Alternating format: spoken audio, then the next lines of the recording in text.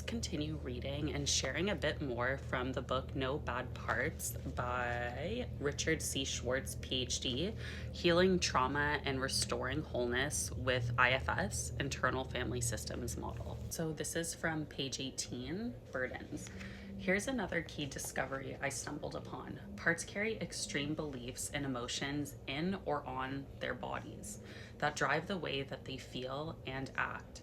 The idea that parts have bodies that are separate and different from the person's body, they are connected, that may seem strange or preposterous at first. Let me interject here that I am simply reporting what I've learned over years of exploring this inner territory without judgment regarding the ontological reality of that data.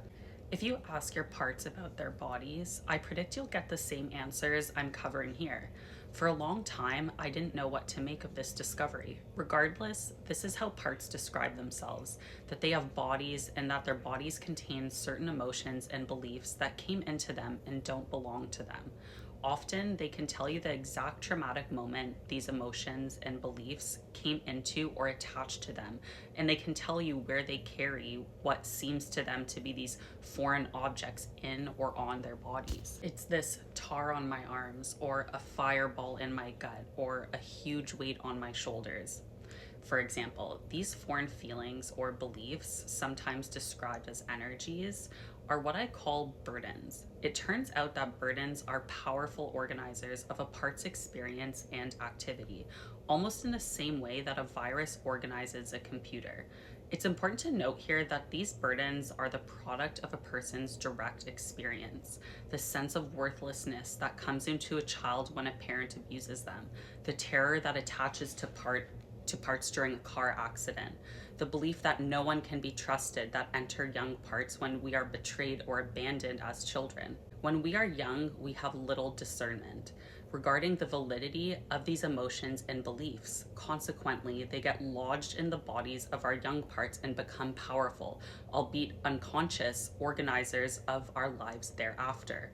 These we call personal burdens. Some of the most powerful personal burdens are similar to what attachment theory pioneer John Bowlby called internal working models. He saw them as maps you developed as a child of what to expect from your caretaker and the world in general, and then from subsequent close relationships. They also tell you things about your own level of goodness and how much you deserve love and support. Definitely hits close to home.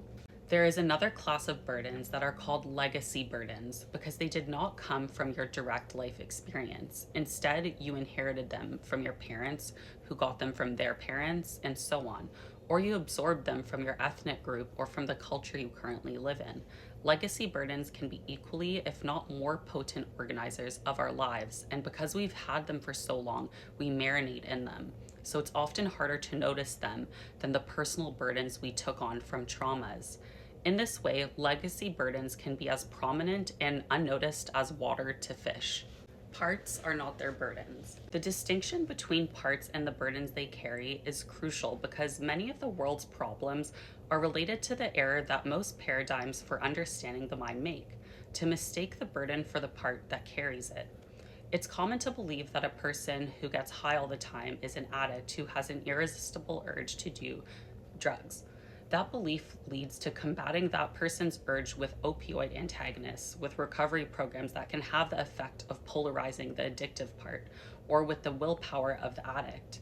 If, on the other hand, you believe that the part that seeks drugs is protective and carries the burden of responsibility for keeping this person from severe emotional pain or even, you would treat the person very differently. You could instead help them get to know that part and honor it for its attempts to keep them going and negotiate permission to heal or change what it protects. Then you would help the person heal by returning to the now liberated addict part and help it unburden all its fear and responsibility. Burdening is another aspect of IFS that seems spiritual. As soon as the burdens leave parts' bodies, parts immediately transform into the original, valuable states.